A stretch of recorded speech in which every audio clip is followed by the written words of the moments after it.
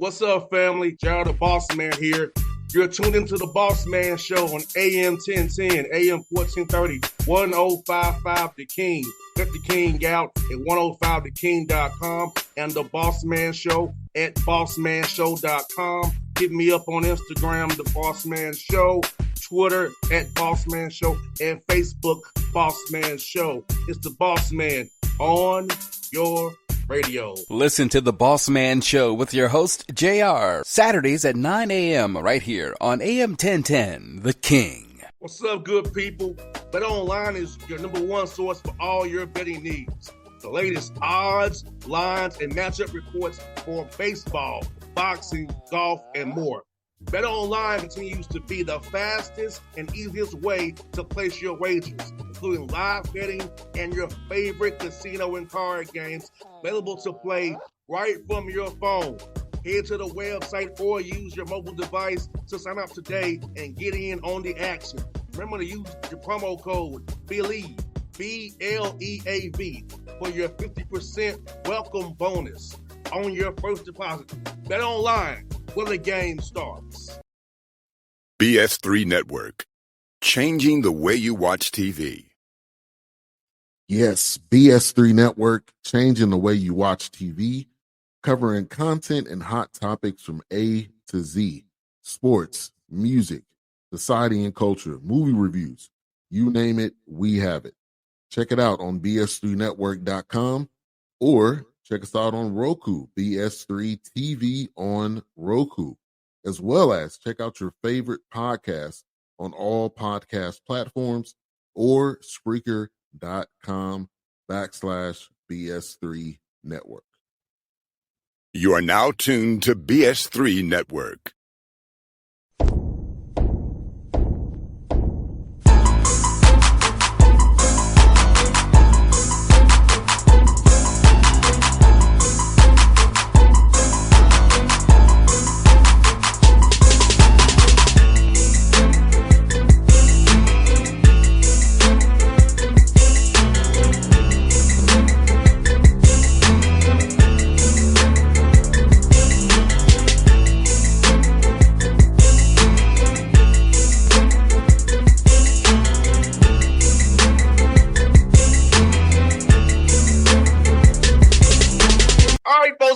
Bossman Show, you see him right there, new coach, Ali Farokhmanesh with me on the Bossman Show out of Fort Collins. Ali, good to talk to you, man. How you doing, brother? I'm doing well. Appreciate you having me on, man. Anytime, man. How's the whirlwind been for you, man, moving that one seat over, man, with all the responsibility, man, of being the head guy, man, of the Rams? Man, it's been great so far. Obviously, it was an easier adjustment because you're only moving down the hallway, really.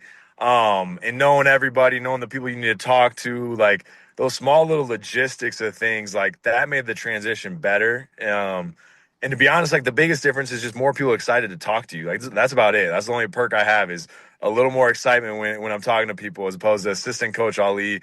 I get a little more respect with the name and the change title. So I'm good with it so far. Oh, yeah, you get stuff top of stack quicker there, buddy. Exactly.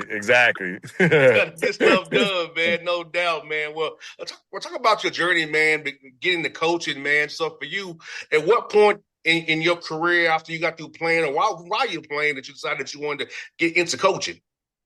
Yeah, with my parents were always coaches, so they were volleyball coaches forever growing up. So I grew up in that world, really. My biggest influences in my life were college athletes, and I was lucky enough to see what that was and watch them grow and compete. And like my favorite athletes were women's volleyball players. That's who I thought were my heroes back then because that's all I saw with my parents. And that kind of led me into coaching and wanted to be a part of that. Then after I got done playing, it kind of was a natural transition. And I got lucky enough to get on with Tim Miles in Nebraska and start my journey there. But being around college athletics and in that environment my whole life, that's all I knew. And I always wanted to be a part of it. And I do think it's really cool for my kids now that I got 4 kids, for them to grow up in that environment, and they get to see people from all walks of life. And I think that's what's special with college sports is like we got people from all over the country coming to be at Colorado State now, and different influences and experiences and whatnot. And for my kids to be able to see that every day, like that's one of the small perks about being a college athletics coach is your kids get to witness people and watch them grow and watch them go through their dreams and build their work ethic up and watch that happen before your eyes. And I was lucky enough to see it, and now I'm lucky enough to put my kids in that same position. They get to see that every day with the guys that we get to bring in here now.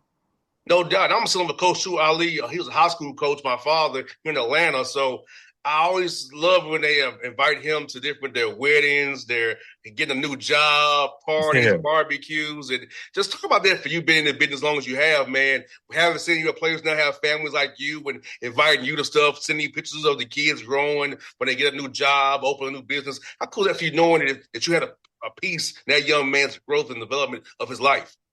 No, it's big time. It's easy for you to point at like the guys that we've put in the NBA and whatnot, or guys playing overseas, and obviously that's a huge accomplishment in and of itself too. But I agree with you. It's more about me seeing them as husbands, as fathers, as good people in the community, and watching all those things that they've learned through basketball to become the people that they are now. And I think it's one of the greatest tools in life. It's not just about the basketball piece of it.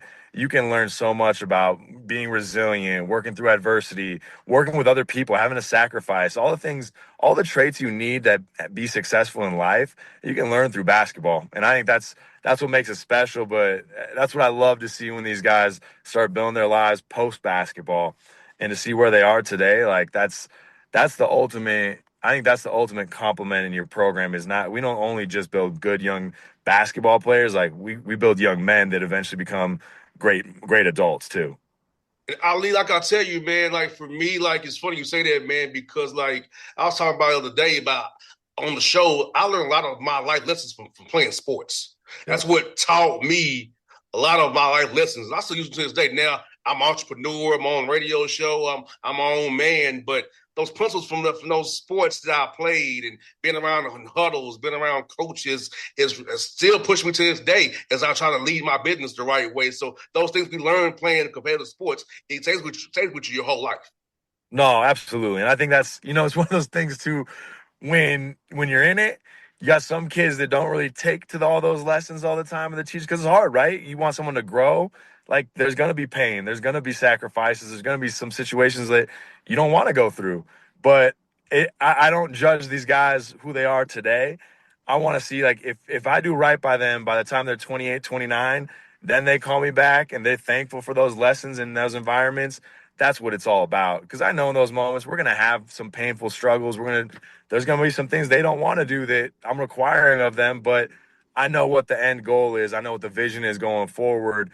And it's hard to see at times at that age what that looks like. But if I know that by the time they're 28, 29, and they can call me back and thank me for those things, I know I'm going about it the right way. They might not thank me in that first moment when we're 21, 22, but I do know if we keep doing it the right way and we treat these guys with some respect and they know what the vision is for them, well, I know that by the time they're 28, 29, they're going to call back and thank us for doing that for them too. And for you, what are kind of the key traits you look for in a player off the court per se? I know they got to tell on the court, but what are you looking for in a guy off the court that fits your culture, that really can buy into what you want to do, build them up as young men and help them grow and develop as young men? So what do you kind of look for in a young man off the floor per se, more so than on the court? Yeah, I think one of the big things for us is that I don't think people change much. Like I don't think you change necessarily. I think you grow. And I think the difference between that is that you have a foundation of like who you are morally, what you're about, what you stand for. Those things are kind of set, right? But how we can grow you from those different areas now, that's where I think the biggest changes happen. And for us, like what I want to look for right away is like who's influencing them, like the people around them, like your parents, their trainers, whoever it is. Like, what are they about? If are they about winning? Are they about do they understand what it means to be a part of a team? If they don't, like those are people influencing them. So it's gonna be hard for that kid to make the right decisions to be a part of our program if the people around him aren't influencing him in the way that's going to benefit them either. So I think that's first and foremost. Then it's like, are they a great teammate? And how do they handle themselves on the court when adversity hits? Are they instantly blaming their teammates? Are they blaming the coach? Or do they look at internally first and then talking to their teammates, trying to get everybody on the same page? That's a big piece for me. And then It's a small thing, but within all the aspects of what we look at off the court, I want to know stories about them. And I think what I mean by that is you're right. What you think is working hard or sacrificing is completely different than what I think is working hard and sacrificing to get to where you are. So I don't want to ask like, hey, do they love basketball and does he work hard? Well, you can be like, yeah, for sure, he works hard. I want to know a story. Like if there's some story about a kid that's got to get up and he's got to take the bus every morning to go work out at 6 in the morning, and he's taking a bus 5 days a week just to do that. Well, I know he's going to sacrifice whatever it takes once he gets to college in order to make it to that next step too. And as opposed to the kid that, man, he's got the house in his backyard. Well, that's easy. Now you just walk outside. But the kid that's got to sacrifice and make all those other decisions to get to the gym, I want that kid on my team because I know whatever he's going to do, whatever it takes to get to where he wants to get to. And that's to me, like I'm finding stories. I'm asking stories about those things because I think that has a bigger influence. And that we don't have to judge what's hard work or not. Now you're telling me. No doubt, man. And you know what you said is so very important because it goes into we all know when you get to college, you was probably one of your best players in high school on your team, and everybody can't play. So it gets into understanding your role, accepting your role, because you and I both know from playing. If guys don't accept their role, it can break a team apart. It causes dissension on the team, causes dysfunction where it does not need to be. And talk about that piece, getting guys to accept roles and understanding, hey, for this year's team, this is your role, and your role can develop and grow if you put in the work. But for right now, the development of this team, we need you in this role. Talk about that, young man, understand that at those tender ages that we all used to be at. Yeah, and trust me, I want dudes still. Like that's first and foremost, right? But we do look at times for guys also that have had to play multiple roles in their high school career, AAU. I don't necessarily want the guy that's always been the guy, right? Because then that's gonna be so hard for you to adjust to it, right? If you've always been the guy since you were a sophomore in high school, like it's gonna in AAU, that's going to be very difficult for you to adjust to a situation where everybody else has been the guy at some point in their career. So we do look at that. Like, have they had to deal with that? Have they had to be in situations where they were the second option, third option? Because those guys, they know how to play with other good players. And I always tell people this too, like, it's great to be the guy, right? Everybody wants that. But to be honest, like the people that have the longest careers, they learn how to play with other good players because at some point, if you're reaching the highest levels, you don't want to be the best player on every team because I don't we're not going to have a bunch of Steph Currys and James Hardens here, right? We might, and I'd love that too, but I want guys that can be that, but also can be Steve Kerr back in the day, can be the Draymond Greens where you're the third, fourth option. I don't want the air balls that Draymond shoots, but like something like that. But I want all those guys to be able to be in those situations. So we do look for that. Like I love people that have had to be the guy on their high school team, then they go to the AU team, they're the third option, or that they were a freshman, sophomore, and they were on a state title team where they were coming off the bench. They know what it means to be a part of a team then, and they know what it means to sacrifice. And so they understand when they get here, like what that entails for us to reach our goals is only going to help them individually along the lines too. No doubt. And for you, man, let me ask you this. In your career here at Colorado State, helping these young men coming in now, since you've been there, you're the head coach, so you know what the lay of the land is. Talk about that when you're getting hopped in the portal, trying to find guys to fit this year's roster coming up, knowing that you've been there for a while, so you're not coming into it brand new. You can tell them what it is to win at Colorado State, what it's all about. No, absolutely. And I think it's a lot easier to sell now when you got four guys that you've developed to be NBA players in the last 4 seasons. Like that doesn't happen anywhere in the country really, you know. And then we're not talking about one and done dudes. Like those guys they just needed a platform. They didn't need development. They just needed a platform to show what they can do. What we've done is like we've had guys that are in the 300s, 400s, unranked, that just got a chip on their shoulder. And I think that's what we want to develop these guys into. But over the time, like it takes time to develop that. The guys change, but I love where we're at with the portal class, especially the guys we brought in. They fit how we want to play. They fit us culturally. We were very specific about what we wanted, and not only as a basketball player, but as people. And I think we found that pretty quickly with the guys that we brought in. And I'm excited. I think they fit. Everyone fits the role that I want them to play in. Now it's just getting them here and see how it all connects. And I think that's the biggest step now. I think we have the right people in the room. Now it's how do we get them all connected to bring out the best in each other. And it's similar when you workout start here with summer here. It's going to be more of team stuff to kind of put in your concept, what you want to do, or it's going to be more like a little bit of individual stuff mixed in with some team, just so you can kind of let guys get better this summer as well, so you don't have to do so much come the fall semester. Yeah, and it's a lot of our stuff's going to be based on individual development the most, because I think as we grow as individuals, our group will change. And so first and foremost, we got to get better individually. And so we're going to put a big emphasis on our individual development in the summer. We're picking right now. I'm talking with the guys, talking with our staff about what 2 skills we want to add. So whatever those 2 things are that one guy needs to get better at to change their career, but also what we need them to do this year, we're gonna focus on that. We can't get better at 10,000 things. Like I want 2 things specifically that we're gonna grow them in individually. And then we got to change their bodies. This is the best time for us to grow and change their bodies in terms of being able to go through a whole Mountain West Conference season is a lot. So we got to be strong enough. We got to be agile enough. We got to be able to understand what recovery is, and building those habits this summer, I think is going to pay dividends for us once the actual season starts. But we're going to do a lot of individual stuff. And then just like what you said too, we got to get them connected in terms of how to share the ball, how they communicate with each other. That's our biggest thing is grow individually, and then how do we build a team over the summer? And how surreal is it going to be for you when you facing Tim Miles for the first time in conference play, a guy that gave you your break here? How's it going to feel for you when you just walk downtown and shake his hand doing pregame for the first time? Yeah, it's gonna be awesome. No more. I don't have to do mail outs for him anymore. But it is. It's gonna be a surreal moment, and it's to be honest, it's not gonna be fun. I don't like playing my friends.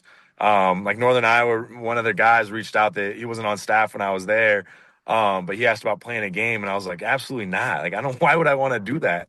You're my people. So to be honest, in some ways, I'm not looking forward to it. I don't like playing Coach Miles. Like exactly what you said. That's the guy that gave me my start. I don't want to beat him, but I sure as hell don't want to lose either. So I guess it is what it is. But it's definitely gonna be surreal, and I'm looking forward to it in the sense that, man, that's the guy that gave me my start. But no, I don't really want to play him at the same time, to be honest with you. I hear you, man. Well, brother, I'm glad to have you on the show, man. I hope to see you doing a live period in July when you're out recruiting. If you're in Atlanta at the Lake Point, I hope to see you there, man. And the Peace Jam as well. So I'll be cheering for you, brother. Hope to have you on the show again real soon. And we'll definitely be cheering for the Rams down here in ATL, brother. Nah, I appreciate it, man. And now we got Rex Steiner there out with us now. Like, I swear that everybody in Atlanta knows that guy, because all of a sudden, like, we got people hitting us up being interested in Colorado State from Atlanta. So that might be the new hotbed for us. No doubt. Hey, ATL to Fort Collins Pipeline, brother. It's a good exactly from Delta, brother. Exactly. I just need your help with it. We'll get it rolling.